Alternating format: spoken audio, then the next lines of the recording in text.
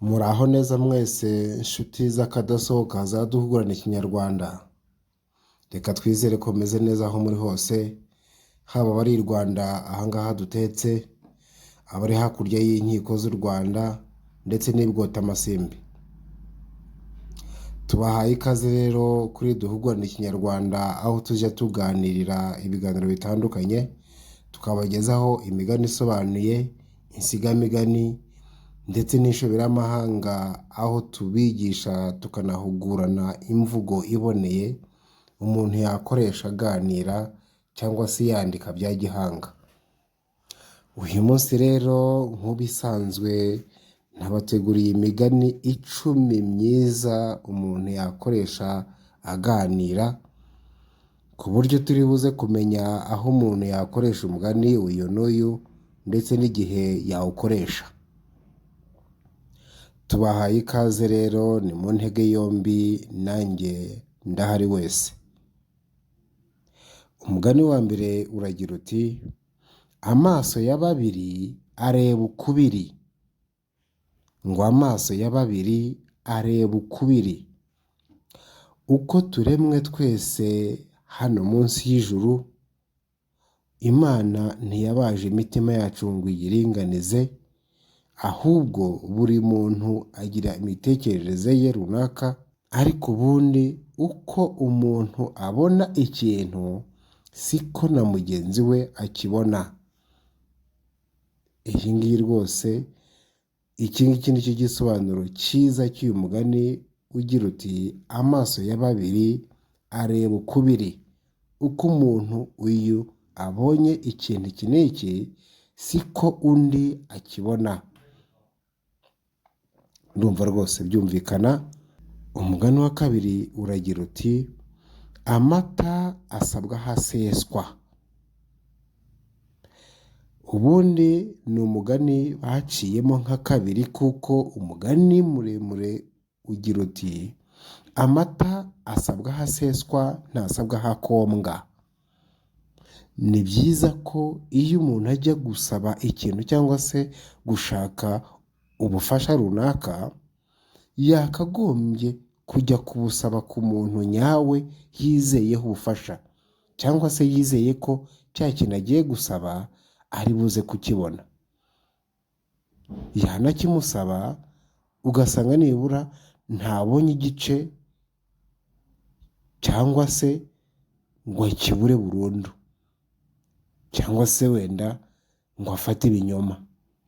Oya, ni byiza ko twakagombye kumenya ahantu ha nyaho, twagombye kumenya umuntu nyawe twagombye gusaba ikintu iki n'iki, twagombye gusaba ubufasha ubu n'ubu.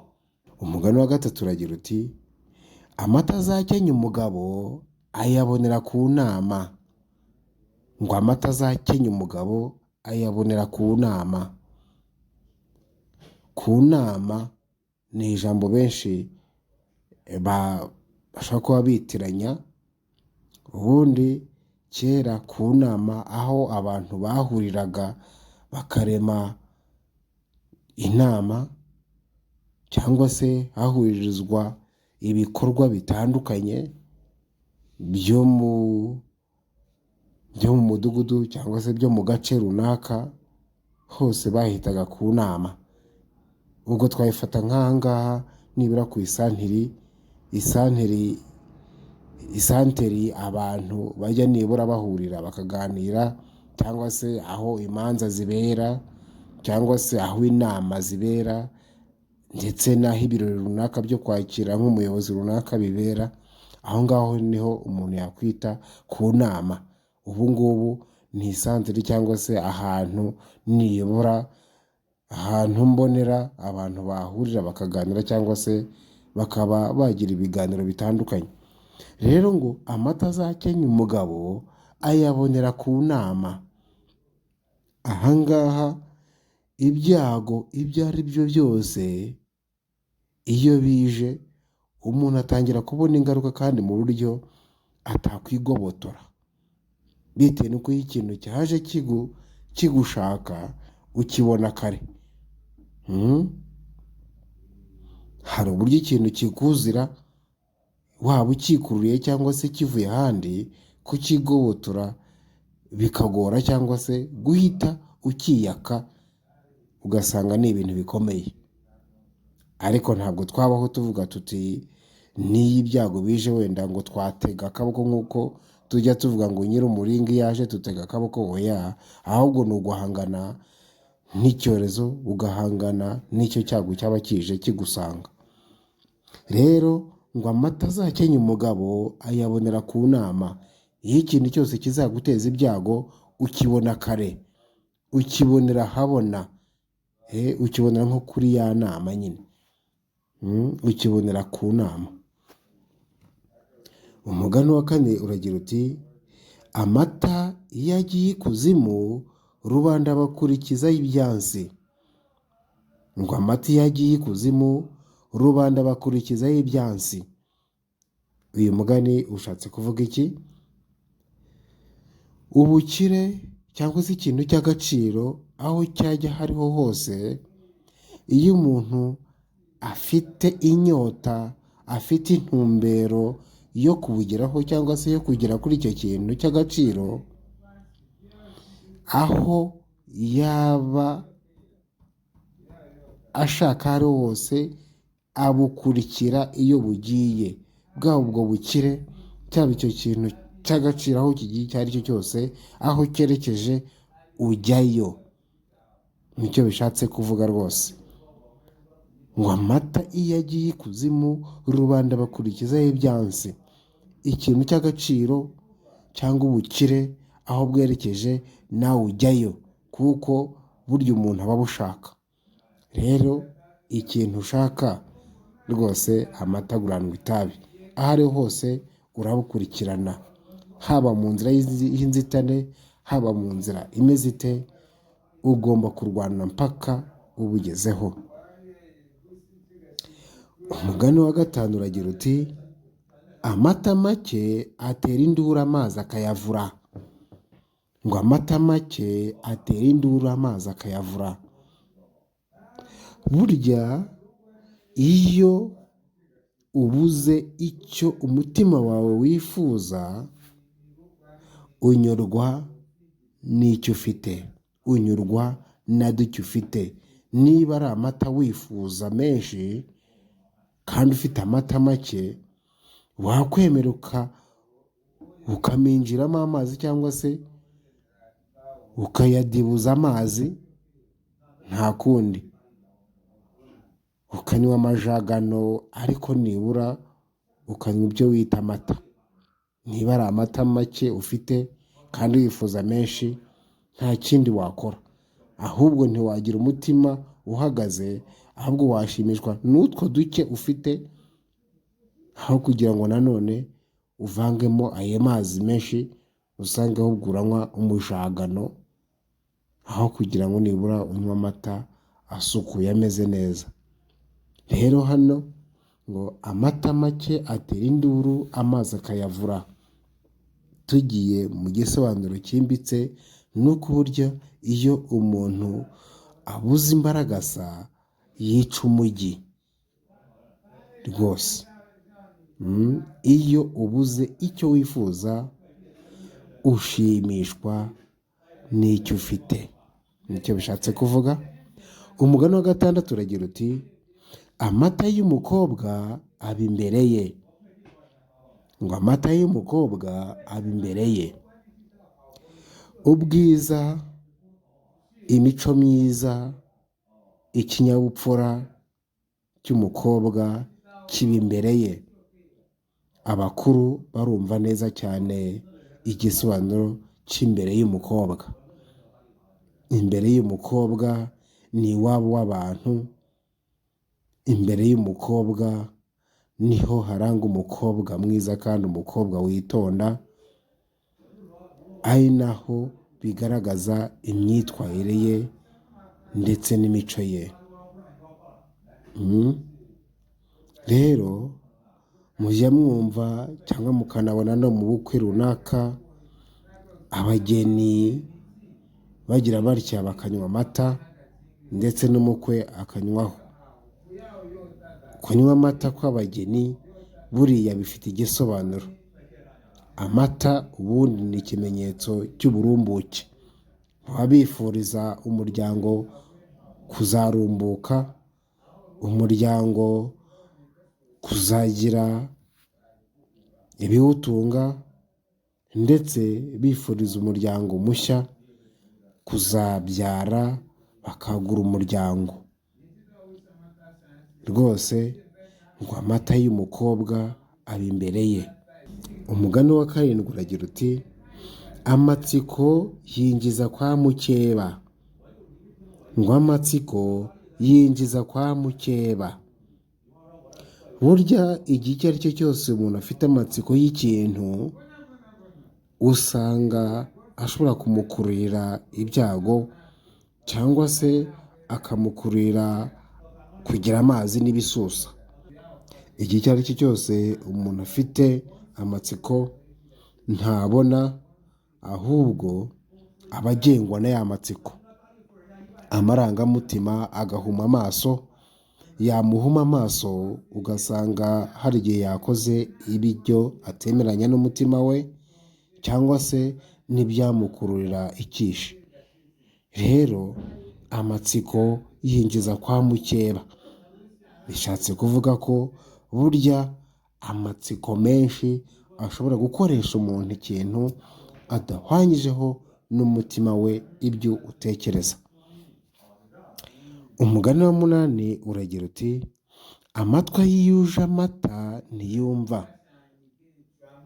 Ngo amatwi yuje amata ntiyumva. Ni nk'ahandi mujya mwumva ngo iyo umuntu yicaranye agacuma mu gacucu ntiyumva izuba riva hanze,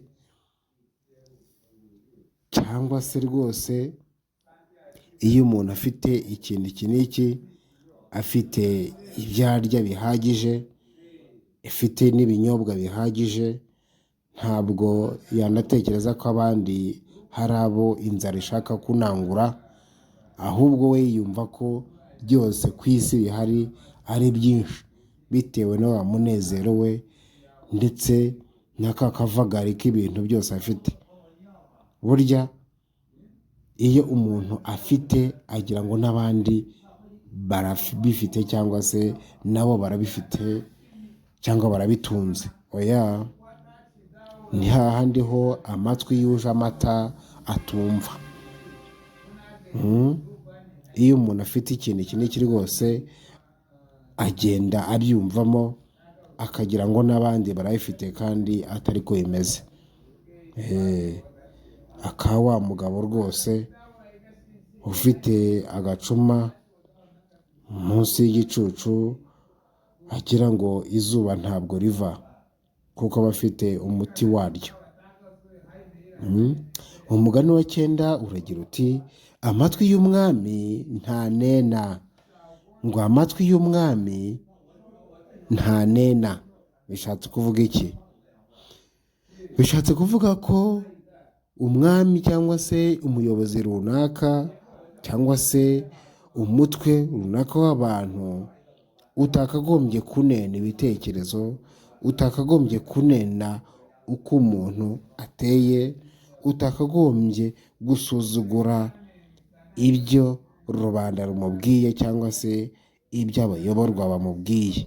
Oya, umwami yakagombye kumva bose nta kuvangura, akakira ibitekerezo, akakira inama, akakira ubufasha, kuko rwose abayoborwa bakunda umuyobozi nk'uko rubanda narwo rukunda umwami. Nk'uko bajya bavuga ngo umwami ntiyica, hica rubanda. Ibyo rwose ni ibintu bisobanutse. Rero amatwi y'umwami ntanena. Uyu mugani rwose urasobanutse.